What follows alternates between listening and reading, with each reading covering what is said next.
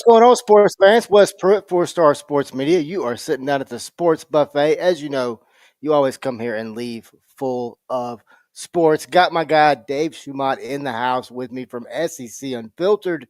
And as you can see on the screen, for those of you watching, we're talking Cotton Bowl. We now know who will face the winner of tonight's Cotton Bowl, and that is the University of Notre Dame, as they would make some incredible halftime adjustments last night, and Marcus Freeman would prove why I think he's a much hotter name at the next level than others maybe realize. But I think Marcus Freeman and the Fighting Irish have a great chance to win a national title. But Dave, thank you very much for joining me this afternoon. Oh, you're on mute, Dave. Sorry. Yep, sorry. No, Wes, I appreciate you having me on. First of all, man, you do phenomenal work over there. I love the show, The Sports Buffet. But no, I think you're right. Getting right into it. Marcus Freeman, very impressive first 3 years at Notre Dame. Again, will they ultimately win the national championship? I don't know. I mean, if it's Ohio State and we see Ohio State come out playing like they did tonight, and that's their next matchup, it's going to be hard. I think they could beat Texas still. Again, that's what we still got a lot to go through. Texas getting the upset tonight for that to happen. But you got to be fired up for Marcus Freeman and them. I mean, Drew Aller, I thought would play a little bit better of a football game. It's just, I mean, as you know, Wes, that's what he did at the end of that game was just quarterback 101 when we were all in middle school. If you played quarterback, I mean, your coach would always tell you, man, hey, don't take a sack on fourth down. Don't go throw back across the middle of the field like we saw with him, and then don't throw a Hail Mary out of bounds. You got to give your guy a shot. In fact, those were always the three things I was hammered home with. And it's just, you saw that. It was like, and I know people want to kill James Franklin for man, why would you be throwing it around there? It's like, man, dude, you're in the semifinals. Go try to get a field goal and let's win this thing. It was more like, that wasn't James Franklin's fault. Drew Aller can't throw that football in that situation. Yeah, and I mean, of course, the glaring stat from last night was obviously 0 receptions, 0 touchdowns, 0 yards from the wide receivers of Penn State. And yes, that is a glaring stat, but once again, I've got to give credit. I feel like at halftime, Marcus Freeman, of course, at the interview at half, hey, we got to tackle, man. That's a direct quote. We got to tackle, man. And you come out second half, and that team made adjustments, and the adjustments have them now waiting for the winner of tonight. And tonight, it's the Cotton Bowl. There's a little bit of weather in Dallas as well. And you've got perhaps the hottest team in college football right now, 12-2, Ohio State Buckeyes, 7-2 in Big Ten play. Head coach Ryan Day, 68-10 overall as a head coach there at Ohio State. This is their 52nd bowl appearance, and currently they are 26-26. Can this team be stopped offensively is the number one question of the show as we get started here. And Dave, I put that question to you from a Texas perspective defensively. We've looked at Texas. They're incredible in the trenches. They've been really good in the trenches all year. It's a Ohio State offensive line that, honestly, I have to admit, I ate a little crow with barbecue sauce after the Tennessee game because I expected the Tennessee D-line to really impose their will. And not only Tennessee, but no one's been able to do that so far against Ohio State. No, you're 100% right, Nick. And I picked Ohio State in that Tennessee matchup, just a lot of it because of, I just don't really trust Josh Heupel and them on the road against other really good teams. And then I don't think I thought Ohio State would play like that. I thought they'd win the game. I don't think many people did. And I understood why people picked Tennessee going into that. There were some matchup advantage. I also think some people overreacted to the one-game Michigan game against Ohio State. Because if you go back and watch Ohio State, and I had Spencer on from the Letterman Row on 3 last night on my show. He's an Ohio State beat writer. And I just asked him, like, hey, what do you think changed in between the end of the regular season and the loss to Michigan to the Tennessee game, like December 20th, December 19th, whenever that exact date was? Like, what happened to those 3 weeks? And I don't know. I mean, you go back and watch the Tennessee game from the Michigan game to the Oregon game, and they've changed their run game up some offensively. They've almost married Chip Kelly's run game, who likes to go create extra gaps with the power counter game, whereas Ryan Day traditionally likes to do some zone scheme stuff. And they kind of mirrored that and changed their run zone scheme. So I think that's kind of their run scheme. I think that's kind of messed up some of these coordinators, going back to Dan Lanning, going back to Tim Banks at Tennessee. I think it's kind of been all over the place. can Pete Kwiatkowski, the Texas defensive coordinator, again, I think it's fair to say this is the best team both teams have played this year. Across the board at all positions, this is the best defensive line Ohio State's played in Texas. And I think this Texas defensive line is the X factor in this game. I think they have a matchup advantage there. I think whatever defense on this side of the whatever defense I think here, Wes, will be key from who can generate pressure without having to go create it. Who can get home with who, like, is it JT Tumaloa, Jack Sawyer, is it Baron Sorrell, is it Trey Moore, Vernon Broughton, Alfred Collins? Who can create that pressure to get the quarterback off their landmark? Because, I mean, you've seen it, Wes. You're a football guy. We've seen Quinn Ewers play bad. We've seen Will Howard play bad. It's in them. It's in them. We've also seen both of them play pretty well. So that's why I'm excited about this matchup. I'm really excited about what game plan both defensive coordinators have a plan here, because I really like both of their styles. Pete Kwiatkowski and I like Jim Knowles as well. I'm fired up what they're trying to do to get these quarterbacks off their landmark, maybe make them make some critical mistakes. Last night I went into that game being excited about the quarterback matchup, Riley Leonard, and tonight, to your point, I really want to watch this chess match between defensive coordinators. Of course, watching Steve Sarkisian and how he attacks defense is always just a blast to me, being an offensive guy. But as I've gotten more into football and as I've gotten more into film study, things of that nature, the defense is really, I mean, Pat Summitt said it, defense wins championships. We've seen both these defenses lock teams down. We saw it just last week. We saw the number one Oregon Ducks absolutely, shockingly become dismantled by Ohio State. Can they do it again? Can Ohio State replicate for the third week in a row now another stellar performance? I don't know. When you look at the road to the championship, neither one of these teams has honestly had it easy, Dave. No, absolutely. I mean, I think Texas probably has had a little bit easier of a path. I mean, it wasn't the Penn State, SMU, Boise route, but a little. I mean, I thought. Well, I'll be honest with you. I thought Texas would be able to run the football better on Arizona State than they did. I think I underestimated Arizona State's grit, toughness from that perspective, and I was wrong. I was wrong in that one. I thought they would be able to run the football better. I was wrong. They didn't. You're right, though. The roles are a little reversed here for Ohio State. The first few weeks, it was kind of, everybody's picking Tennessee to beat them. Oh, there's no way they'd beat. I mean, Oregon's been playing the best football. Now it's kind of, I haven't seen many people pick Texas. Maybe I've just missed it. And I mean, again, I have a 1-year-old here on snow days. So I haven't really seen a lot of people missing it, picking it today. But I mean, the roles reverse from a perspective of what's that team's mindset now, Ohio State. It's like, all right, well, we had that Hunter mentality where everyone was doubting us. Everybody was bashing our head coach because we've lost to Michigan 4 years in a row. Now it's, hey, now everybody's kind of back on the bandwagon at the beginning of the year. You pay $20 million for this roster. Everybody thinks you're the man. Quinton Judkins, Travian Henderson, Jeremiah Smith, JT Tumaloa, Jackson, all the dudes, Caleb Downs. Like, man, we're the best team in the country. Nobody's going to beat us. How do you get that back? Like, can you keep that? And I think they can. I think they got good leadership on the team, but they have to keep that as like, no, we still got to keep that hunger we had in these first two playoff games when everybody was kind of doubting us. So that's something I think to keep an advantage of. I mean, Wes, I'll bring this up to you. I was talking to Spencer about it last night on our show. You know how close we are? Probably about 2 to 3 plays away from Ryan Day. If he finishes this off, if he goes on and wins the national championship, we are very close to Ryan Day losing to Michigan 4 years in a row, but also having 2 national championships. If they would have just finished off Georgia in that Peach Bowl 2 years ago, I think they would have went on and beat TCU. I think C.J. Stroud then would have beat TCU in the national championship game. And let's say they go on and win it this year.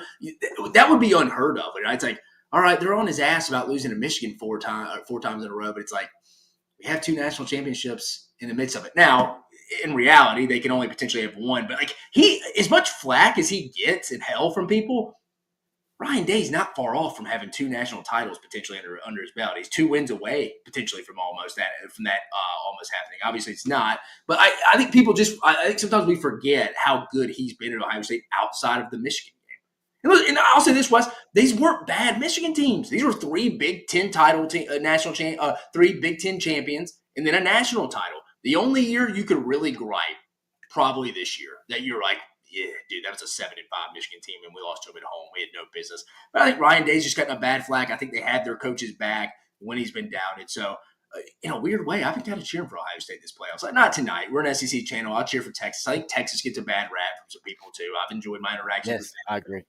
But no, it's just interesting, these dynamics with Ryan Day. Well, and speaking of Ohio State and Ryan Day, when you really look into your great point, by the way, on really the only negative, and you can look at it statistically, it speaks to this. It's Michigan. That's his, as my granddad used to say, his bugaboo. Yeah. That's what gets him, and you know, it's that's his kryptonite. And but when you look at Ohio State and you look at Texas and you look at this matchup, statistically, these two teams are about as identical as you can get. I mean, scoring wise, 34 and a half, or right at 34 points a game for Texas, right at 36 for Ohio State.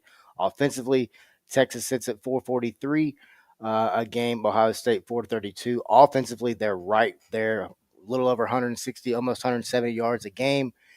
Defensively, though, Dave, is what we've been talking about this whole time, and I think it's the key to the game for both teams, and that's scoring defensively. Both teams, the number one defensive scoring team in the nation is the Ohio State Buckeyes. The number four team in the nation is the Texas Longhorns. But Ryan Day made a statement earlier this week. He said, "You know what?" He said, "This playoff and the expanded playoff has allowed teams to get better throughout the playoffs." These really the four teams we see, but specifically these two teams I think have exponentially gotten better throughout these playoffs. What's your thoughts on that? Yeah. You're talking just Texas, Ohio State. You think you've gotten better, you said? Correct. Yes. Yeah, I would say. I mean, definitely Ohio State for sure has gotten better. Where it's just like it's just been a switch where you're just like, man, I was saying all year there wasn't a great team in college football. Then you go to the playoffs and you're like, I mean, Ohio State definitely is the highest ceiling in the entire sport. When they're playing like this, they are a great team. Again, I thought Oregon was a solid team all year. Again, they went undefeated. Take nothing away from them. The Big Ten champs, Right. but they got a little clunky at times. Texas, I don't know. I mean, it's not their starts. I mean, you saw they went. They were up 16-0. They should have liked a punt to open up the game against Arizona State. They score on 2 plays. It's that start was great. It's like, you tell me if I'm wrong here. After the first 25, 30 scripted offensive plays, they just get in a funk once once the defensive coordinator starts settling into the foundation of the game. And I think people forget this. It's like most coaches roll in, not most, every coach rolls in with 25, Yeah. 30 plays. And Yep. once you're done with that, you get back to your bread and butter. Because, I mean, you know us, you're going to throw some things, some wrinkles that the defense you haven't shown on tape. Right? There's Yeah. something we can maybe take advantage of they haven't seen yet. But then when we get into the game here, like the true foundation of the game, you're going to go back to what you know, and they're going to go back to what they know for the most part defensively. And that's where it's won. And I mean, I don't think Texas has improved that all year. Like, you see, I mean, I think probably their best game all year, and it's going to sound wild when I say this, probably Florida when they're facing Florida's third string quarterback, because I said that offensively because they looked so ahead of schedule offensively all day. And that was a good Florida team collecting turnovers Yeah. at that point. And I say this to say that very next week, or maybe was it 2 weeks later, that same Florida defense shut down Ole Miss and knocked them out of the playoffs. So I think some people just call, Texas beat Florida's third string quarterback. I'm not talking Texas' defense against Florida's offense. I'm talking about what Texas's offense did against that pretty good Florida defense. It's just each game, you've seen it, Wes. You've watched it all year. I mean, you witnessed it against in Fayetteville. They just get clunky Yeah. in the middle of these games, and it all comes down to when the run game cannot get going. That outside zone, again, I've said this on every show going into this. It puts a ton of pressure on Steve Sarkisian to draw up the perfect play because Quinn Ewers, again, I like Quinn Ewers. I think he's a phenomenal college quarterback. He doesn't anticipate throwing windows. He doesn't throw people open. The plays have to be open. If you notice a lot of his big plays, people are usually not within 5 to 10 yards of him, and it's a scheme to play up. And he can hit that, but he doesn't throw people open. And I think in a game like tonight, where it's the most talented roster you've seen all year, sorry, Georgia fans that are listening, Ohio State's better than you, 1 through 40, 1 through 45, 100%. if you want to go 185, or 1 through 85. If they can't get this run game going, I see no way they win because I don't trust Quinn Ewers. And that's a lot of pressure to go put on Steve Sarkisian as a play caller to draw up that many open plays against an elite defense like this Ohio State defense is playing right now. Well, Dave, you just perfect segue. So my three, we're gonna do three keys to the game here. I Yeah, think when you look at three keys, I think Texas defensively, you have to be had your well. Number one, you have to have your head on a swivel because they're going to come at you from Judkins, they're going to come at you from Howard, they're going to come at you from numerous weapons all around the offensive side. Defensively, they have to play elite all night long. This is the most talented team they've faced all year, in my opinion. agree. Um, Ohio State, you've got to just keep doing what you've been doing since you've hit the playoffs. Act like this is the last game. Well, hell, it is the last game of the year if you lose. But continue playing like you have. And hey, shit, roll the dice. That's basically what they've been doing the entire playoff is just roll the dice. Let's go play our ball. Let's make them beat us. Ryan Day said they've gotten better. Obviously, they have. They're potentially going to be playing for a national championship. And then number three, Dave, is I think Arch Manning is going to be a factor in this game in some way, shape, or fashion. I think we haven't really seen a lot of him, right? I think if you're Sark, hey, once again, roll the dice. What do you got to lose? I think we see, and I want to get your thoughts on this too, but I think we see more Arch Manning tonight, maybe in some design package scheme, to maybe make Ohio State defense maybe have to think just a split second longer. No, I think that would be smart. I mean, I think especially when you get in the red zone, and we've seen Texas struggle in the red zone this year, especially running the football. Yes. And he's the better power runner in short yardage situations. You're right. I think you got to throw an Arch Manning, shoot, maybe even throw in a wide delay, like a tight end delay there, because I think when they see Sark come in, Pete Kotowski and that defensive staff can be like run, run, run. Like they're going to go probably put in a Yeah. heavy package defensively. And then again, like every time, it's the most unutilized thing in the sport. I think at times that deep in the area, dude, tight ends get lost in the shuffle a little bit. So I think Gunnar Helm can be key from that perspective as well as you get in there. You got to let Arch throw a little bit down there, keep him off guard there. You're right. I think he's going to have to be a package. You can't. I think he's going to have to take more than Quinn Ewers tonight. I hate saying that because I do like Quinn Ewers. I just don't know if he's that dude that can go put the team on his back and be like, he just willed us to victory. I think things got to be perfect for Quinn. I feel like. But I think Arch was born with that in his blood. Yeah. No, I mean, you're right. Here's a solid question, I too. haven't seen it, Here's a solid but I question, think too, here, Wes. it's fair. How short is Sark's leash tonight? Like, I mean, again, Texas has got to start fast. I mean, what if they get down real quick and Quinn's just not – it's not it. It's like you can't get too far in a hole or you're just not coming back. Do you go make that change quick? I don't know. I think if you get down 10-0, you make the change, see if it's a spark. If it's a spark, you ride that and see how long it goes. And then if you say you get into halftime and say you're down 10-3, then you make that decision of, hey, do we ride this or do we go back with what didn't work? No, I think you're 100% right. I think he's got to be utilized in he's got to be utilized in the game plan for sure, especially in the red zone. So, Dave, what's your three keys to the game, and then who's your winner at the end of the night? So 3 wins. I probably hinted on some of it already. I think the run game's got to get going for Texas. Texas has to run. Again, I'm not saying they got to go run for 200, 250 yards. That's not going to happen. It's got to be a respect, like 130, 120. It's got to keep you ahead of the chains and not put a lot of pressure on Quinn Ewers. Because as I mentioned, if you can't run the football, you're in second, third and long, maybe fourth and long. If you're forced into going into that, puts a lot of pressure on Steve Sarkisian as a play caller. Me and you both know, Wes. A lot of people put a lot of stock into scheme, coaching, stuff like that. It's players, not schemes. Players, not plays, whatever you want to call it. Jimmys and Joes, not X's and O's. Like, you got to let your players go make some plays at times. That's what championship teams do. So I think Texas has to run the football. Another key for Texas, and I think this is something they can do. I think they have advantage in their front seven against this Ohio State offensive line. And this offensive line struggled some except the last 2 games when they changed up the run scheme a little bit. Does that continue tonight? Because I think Texas has enough dudes up front, like I mentioned. Colin Simmons, the true freshman, Trey Moore on the outside, Alfred Collins, Vernon Broughton, two phenomenal kids I recruited when I was at Texas A&M, both interior defensive linemen. I think they can take advantage of this. Ohio State's right tackle's been banged up a lot at the end of the year. It was banged up a lot against Tennessee. I think they can have that advantage. I think that's key. If you told me Texas won this game, I would immediately go to, man, they must have dominated up front defensively. Now, maybe not dominated, but definitely won the day. Then I think third, don't you feel like special teams is going to be key here? And I go back and forth a little bit third here. Like, I feel like us as media, and when I say us, I'm saying everybody, myself included, I feel like we all kind of like get excited about like the offense defense matchup. Quinn Ewers, Arch Manning, Will Howard, Jeremiah Smith, but we always forget about the special teams preview.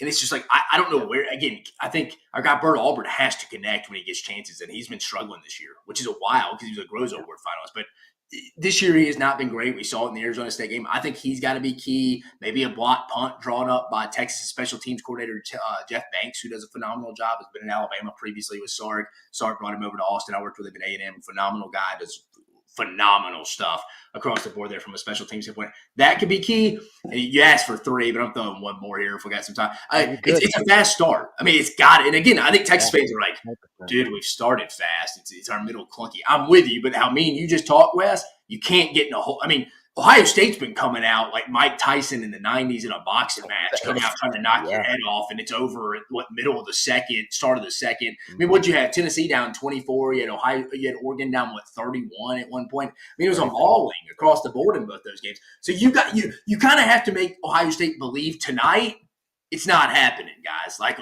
you may beat us, but we're going to be with you stride for stride. You're not coming out here and dominating us like the Monstars in Space Jam here. Like, I think you got to put a little doubt in that Ohio State momentum early. Would you not agree? Oh, I completely agree, and I think it's fast start on both sides of the coin. I mean, I think Ohio State wants to start fast, just like I said, to keep that momentum going that they've had. And then if you're Texas, you've got to start fast because you got to score with these guys. I mean, to your point about Sark, incredible play caller. Yes, he's had some incredibly innovative offenses, but they have to be able to score with an incredibly prolific offense in the Buckeyes tonight. Do you got Texas getting the win in Cotton Bowl? I got Ohio State, man. I think I'm the only one. Me and Chris on the SEC Unfiltered channel, the three people who do the football content. Cole went Texas. I don't even know if he believes it. I think he just went opposite. And I think then myself and Chris went Ohio. I went 33-20. I think the game's going to be closer than my final. I think Ohio State scores late to make it look a little worse than it is. I don't know. Just my eyes tell me. Go back and watch this game, previewing it, just prepping for it. It's like, can Texas win this game? Absolutely. I just see more paths to victory for Ohio State, how they've been playing. I don't trust Quinn Ewers. This is the best defense they've played all year. I'm still going to go with what trends have told me all year. Outside of the Florida game, they get clunky on offense in the middle of the games. You can't have that happen tonight. Maybe it doesn't. Maybe tonight specifically, it doesn't happen. Like Coach Brooks said in Miracle. Like, hey, they may be better than you 9 out of 10 times. They may be better than us every night of the week, but not tonight. Maybe that's the case with Texas. And I know I'm making this sound like it's a bigger David Goliath matchup than it's not. The way Ohio State is played, if you tell me Ohio State comes out and plays like they had the last 2 weeks, nobody's beating them. Or the last 2 games, nobody's beating them. Texas is going to have to play better than they played all year. Ohio State is not. I mean, even if Texas plays better than they have all year and Ohio State continues to play the way they have been, it's not going to matter. Ohio State's still going to win. Texas has got to have that sliding scale, a little bit of the obvious. You got to play as good as you played all year. You're going to need a little help, I think, from Ohio State sliding back a little bit to what you saw a little more in the regular season. I just think ultimately Texas won't be able to get the run game consistently going. I think it's going to set up well for Jim Knowles and that Ohio State defense to kind of get Quinn Ewers right where they want him. So I think Texas 33-20, maybe a little higher scoring game than some are expected. I mean, it's right at the 53 point total. So it's right about there. And again, I'm not calling a double digit. I don't think it's a double digit lead for Ohio State the whole game. I think it's a one possession game, and Ohio State kind of goes and puts a score away with about 4 to 5, maybe 6 minutes left, middle of the fourth quarter to kind of ice the game away. You? Yeah. Man, it's so. In June we did predictions, right? Well, hell, it's June. Well, I took Texas, so I mean, I kind of have to ride. Dude, you got to ride. You got to ride with the OG pick. I gotta ride my pick, but golly, I mean, Ohio State is literally clicking on every single cylinder right now. I mean, I got to go with Texas. I mean, I predicted this morning, maybe, a couple of turnovers, block punt, maybe a fake field goal, some trickery, something, to to jump out and get a big win, and then go on and take on a Notre Dame team that is just that's going to be a hell of a national championship. Either way, whatever team wins, the national championship is going to be a blast. No, no, it will. I mean, from your sake, from a content standpoint, obviously you're a Southeastern guy. You would kind of probably want to see the SEC. But what are you hoping for? Are you hoping Ohio State, Texas? I mean, I think Notre Dame could I beat mean, Texas on a given day. I don't know if Notre Dame could beat Ohio State. I think matchup wise, Texas is who Notre Dame would want. To your point at the onset of the show, I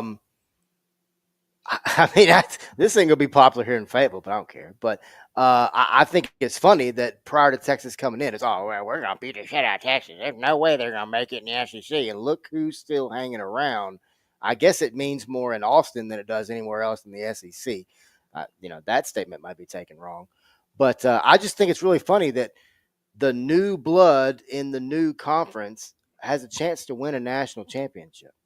I think if you're the rest of the league, I mean, you got to kind of step your game up a little bit. What's your thoughts on Texas, Dave, in their opening year, potentially winning a national championship in the SEC? I mean, again, I think two things can be true at once. I mean, I think Texas fans get a little upset at times. People say we have an easy schedule in the SEC. It's like you did. I mean, from an SEC schedule, and I say this all the time, Wes. If you had Kentucky and Mississippi State in your league schedule this year, you had a relatively easy SEC schedule. Not saying it's easy. It's probably the wrong word. Manageable is probably the best. A relative manageable schedule compared to a lot of other SEC teams like Alabama, who didn't play either. Like, you know what I mean? Like Mississippi State Yeah, and 100%. Kentucky.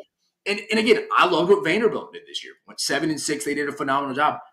Texas also had Vanderbilt on their schedule, who we like to all look at the blue chip ratio, who has the best roster 1 through 85. I always say 1 through 40, 45, the guys who contribute.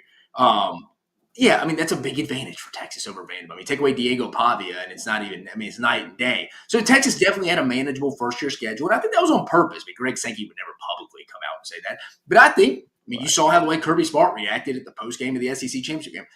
I think the SEC behind closed doors will tell you, hey, they probably got the best of both worlds, honestly, Wes. You got Oklahoma in the league. You didn't have both new teams come in and make the championship game, and people were like, "Oh, I thought the SEC was hard." You kind of had the best of both worlds. You had a new kid on the block come in and have success in Texas, who you mentioned could play for the national championship, and you had Oklahoma, who had a much more difficult conference schedule, come in and go 6-7. So Sankey can kind of be.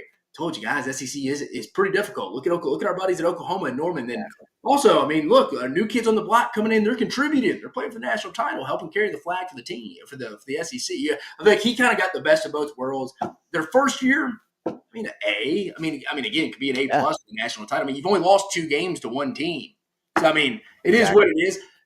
But I think at the same time, going back, they played who?